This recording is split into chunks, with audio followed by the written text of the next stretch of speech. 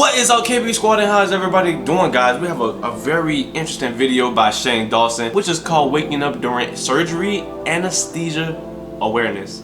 Guys, you know, I've heard a couple of things about this, like this topic, that people that undergo surgery tend to wake up, don't feel a pain, but can hear it and see what's going on, guys.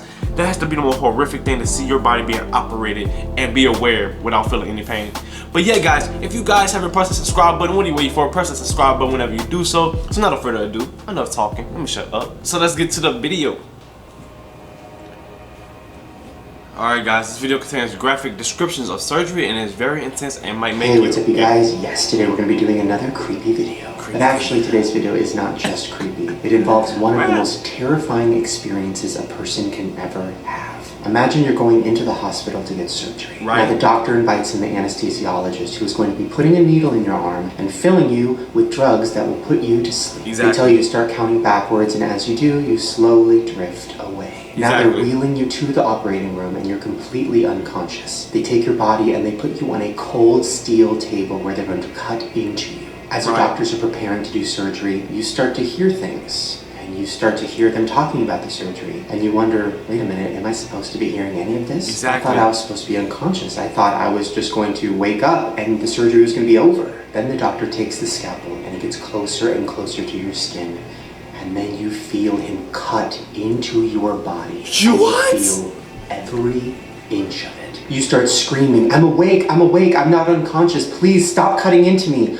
But he can't hear you scream because it's all happening inside your head. Your body is paralyzed, you can't move, you can't grab the nurse, you can't tell anybody that you're actually awake and that you can feel. What the hell do you do? The surgery lasts hours. It's as if you were being tortured by a serial killer in his lair and you are feeling everything he's doing to you. Then you fall back asleep and you wake up in your hospital room screaming, I was awake, I felt everything. And a lot of people don't believe you. Now this is not just a story, this is a real thing that happens to a lot of people. This is called anesthesia awareness. So anesthesia awareness is when you are conscious during surgery and you can feel and hear, but you can't talk and you can't move because anesthesia paralyzes your body. So first let's talk about anesthesia and what it actually is. So basically it's a cocktail of different drugs that an anesthesiologist, who is a specialist with anesthesia, injects into your body and it makes you unconscious. It pretty much puts you in a coma. But it's only a certain amount of the drug so that you will wake up. You're not going to be in the coma forever. So first the anesthesiologist will put the drugs into your system through usually your arm or your hand. Now you start to slowly lose consciousness, but you also become kind of loopy, almost like you're high or drunk. They even strap you down to the table just in case you kind of go crazy and try to grab things or get up and run around. Then once you are finally mentally out, they can start doing surgery on you. Now if you've ever had surgery before, you notice that when you wake up afterward, your throat kind of hurts, it's dry, it feels kind of stretched out. Well, let me explain why. After they put you under, they put a breathing tube in your mouth. And it's not just a small little tube like you would get in an oxygen bar. It is a tube this big, connected to a huge contraption that they shove down your throat and it goes in your neck. Now I have a couple video clips of this happening. Yeah, and bro. You, it is probably the creepiest thing you have ever seen. Check it out. Alright guys, get ready guys, get ready. It's about to be some creepy shit.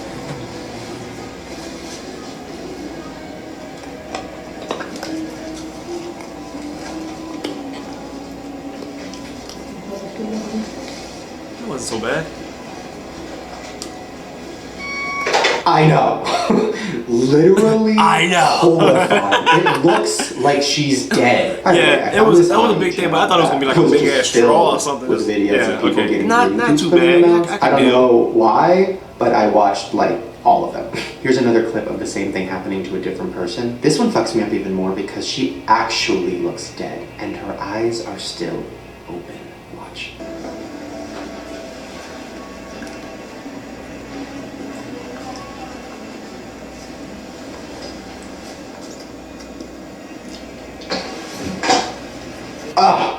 Also, I don't know if you noticed this, I'll do a replay, but you can see the person's neck fill up because of that thing they're showing. Nobody wants to see a replay. Come on, bro. Really, bro? Nobody wants to see a Nobody wants to see a replay of that shit, bro. Okay, so now that we've talked about anesthesia and how it works, let's talk about what happens when it doesn't work. A lawsuit in West Virginia is calling attention to a risk of surgery that is not often discussed. Patients who remain wide awake and paralyzed while doctors cut them open. It is excruciatingly painful, as you'd imagine.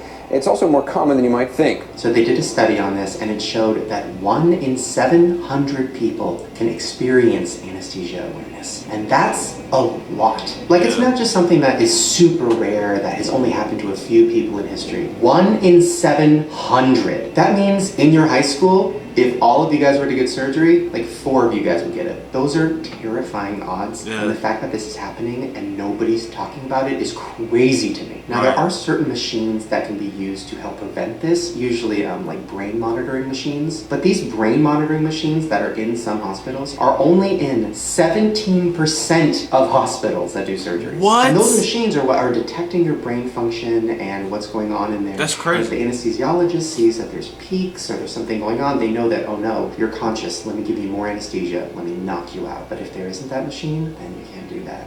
And you are just awake. Now this is something that nobody talked about really up until 2007. And the reason people started talking about it was there was a movie that was called Awake.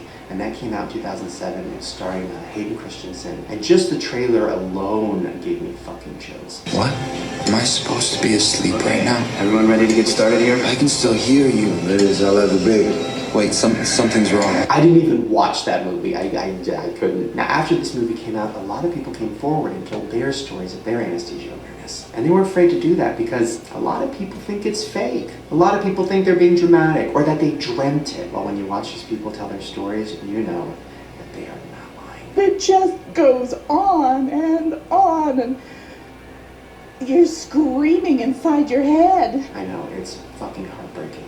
What's even more heartbreaking is bro, that's what crazy. about his experience. Have any of you ever thought about suicide? The thought entered our minds when we were there on that table and they were cutting into us with a pain that was beyond description. The first thought comes to your head, dear God, come and take me now because I can't deal with this. Jeez. It's all like, it's a lot. I cannot imagine going through that experience and how that would fuck me up.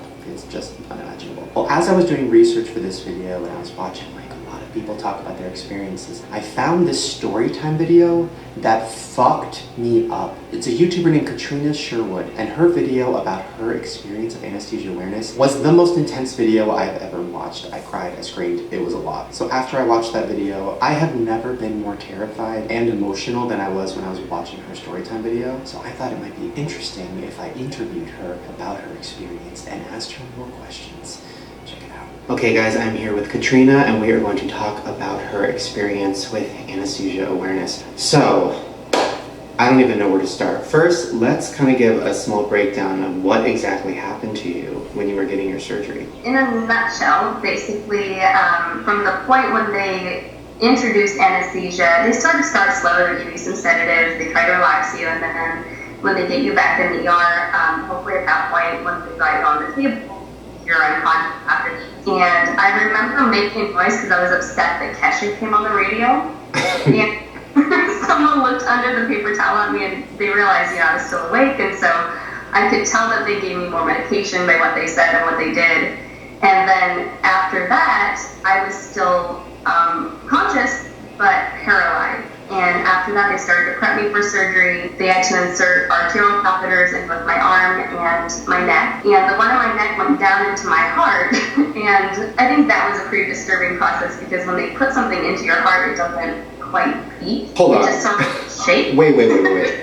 At this point, you're supposed to be knocked out. You're not supposed to be able to feel them put a fucking tube down to your heart, right? That's not normal. Yes. So that was the first time I realized something was really wrong. Of course, they have to insert the breathing tube and everything to breathe for you. And the only thing I remember in regards to that is pressure and like the burning sensation in my throat. So I'm really lucky, I think, that I don't remember that part.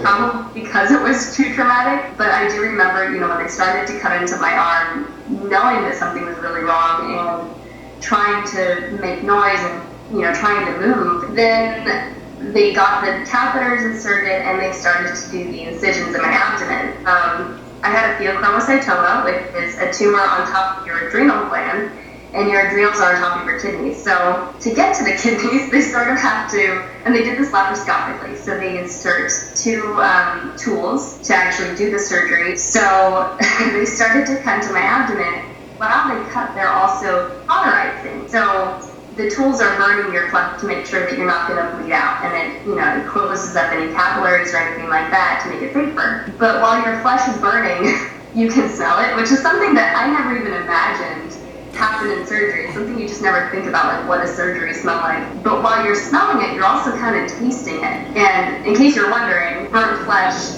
smells and tastes like barbecue and burnt hair. Oh.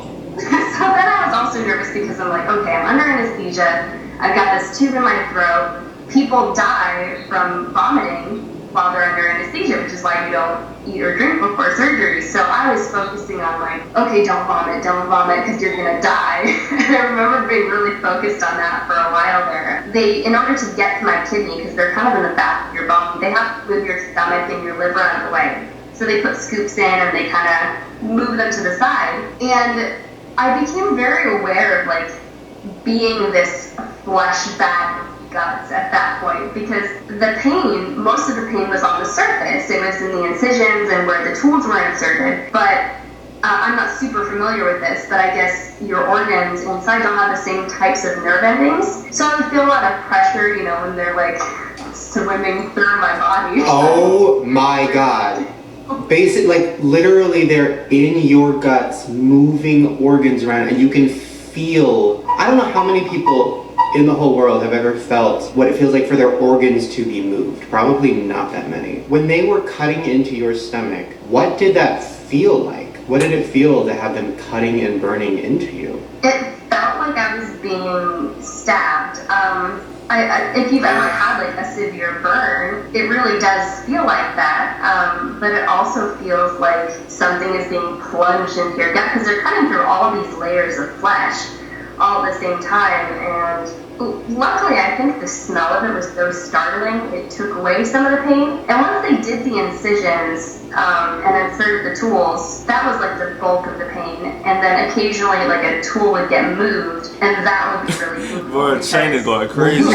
Were you like screaming in your head, like, I'm awake, I can feel this, stop, please stop? At first I was, and then I realized like what was happening and that I couldn't move and they couldn't hear me because it didn't work the same way it did initially when I was like complaining about the Kesha thing. And I just realized I had to get through it. And unfortunately, like when you're in a lot of pain, like the surgery I think was 4.5 hours, but when you're in pain, everything feels so much longer, and it felt like it would never end. There were definitely moments where I felt like I could just die and this would be over and that would be better. Oh.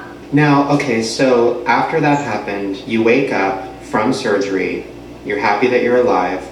When does this start to fuck you up?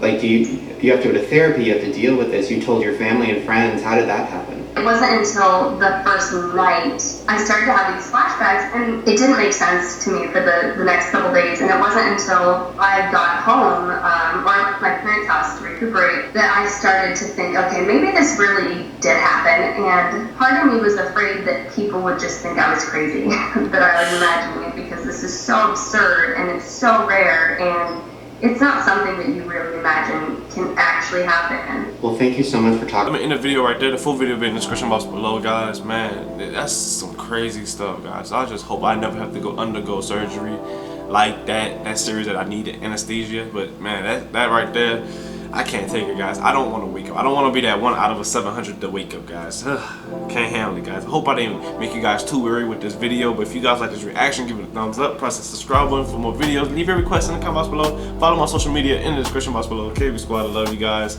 Hope you guys be safe out there. I'll see you in the next one.